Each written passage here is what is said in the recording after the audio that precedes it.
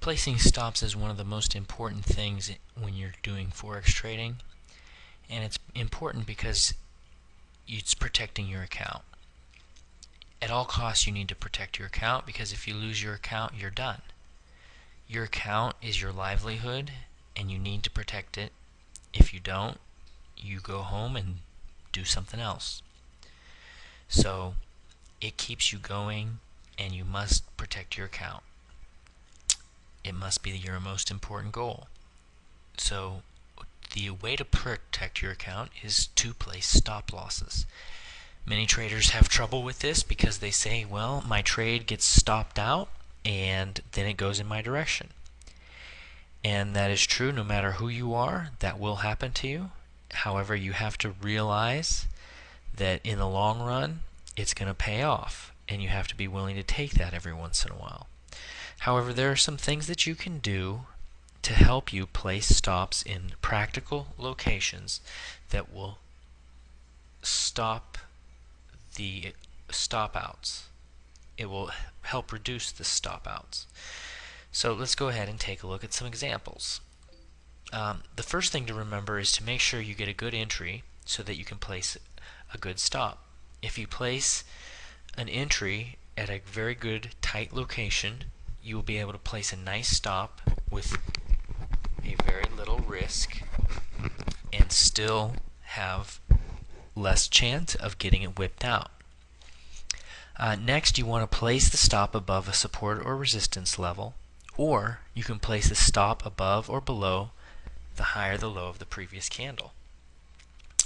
When I'm trading, I tend to enter on the close of a candle, and so I will put my stop above the high of that previous candle or the low of that previous candle.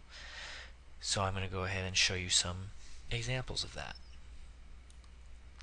Okay, this is possible entry points, and this is a current uptrend, so we are looking for pullbacks. Okay, and whenever we see a pullback, we're waiting for then at that point a bearish or a bullish candle, and when we see a bullish candle, we are going to want to enter into the trade.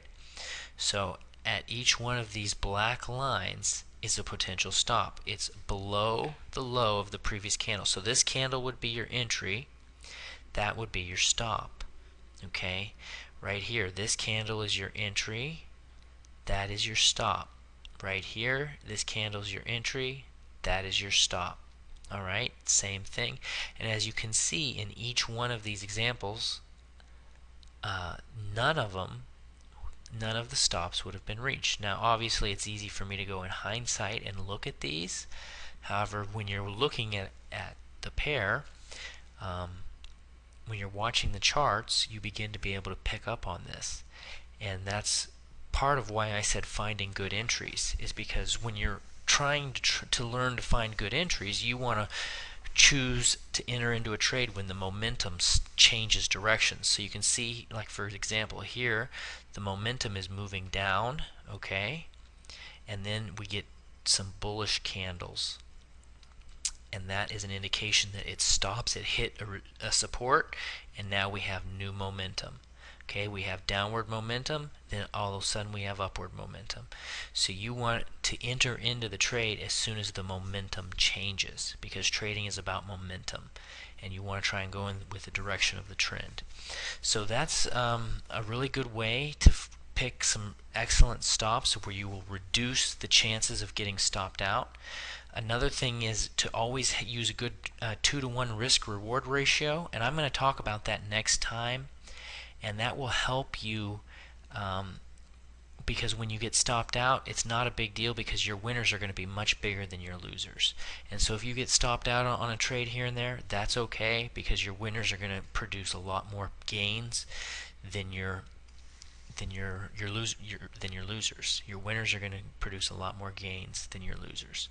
Okay, so this is practicing good entry points and good stop loss. So in this example here, this is using support and resistance areas. So I drew a support line, drew a resistance and support line, and drew another one here. Okay, so in this case, when you use a support and resistance line for an entry, you will enter in above that or below the support level. So here's a support level. Your entry would be long here. You would put the stop below the support level. Here is a resistance level. Entry short, you're going to put your stop above here. And the same thing down here. Here's your support level. Put your stop below that. Right here, right above this level, there it goes. And so in each one of these examples, again, it's easy to find them in hindsight, but you can begin to identify these as you're practicing and you're learning and you're getting more experienced and skilled at looking at the charts. It will help you to identify these good stop losses. And see, you don't want to place your stop, you don't want to enter into a trade in the middle of a trend. You don't want to enter in right here because you don't know what the price is going to do. You don't know anyways, but the chances are, you know, anything can happen. It could hit this resistance, it could whip around. I mean,